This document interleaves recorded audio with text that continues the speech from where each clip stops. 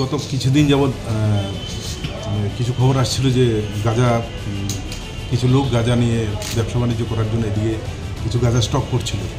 তো যাই হোক, সেই গোপন সূত্রে খবরের ভিত্তিতে রামনগর আউটপোস্টের ওসি দেবব্রত বিশ্বাস এবং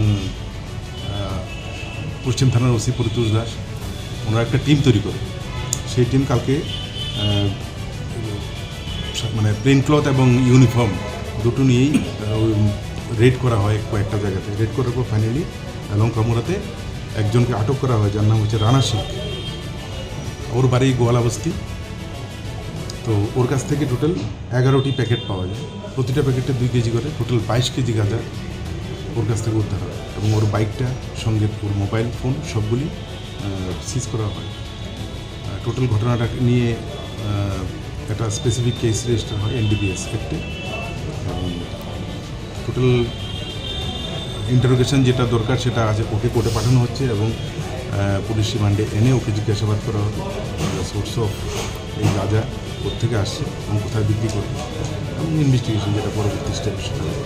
প্রত্যেক দিনে আটক করা হচ্ছে, আবার তারা সাহস পায় কীভাবে? মানে এটা কি আইনটা কীরকম রয়েছে, ওদের সাজাটা কীরকম? দেখুন, সাজার ব্যাপারটা কোর্টের, আমাদের কাজ সঠিক তদন্ত করে সমস্ত কিছু কোর্টে প্রেরণ করা, চার্জশিট দেওয়া। আমরা ওই কাজটাই করতে পারি। বাজার মূল্য কত হবে? বাজার মূল্য কত বলবেন? 3 থেকে 4 লাখ টাকা তো হবেই। ও কি ঘর থেকে পাওয়া গেছে? না, ও যখন এটা শিফট করার জন্য আসছিল বাইকে করে, তখন আর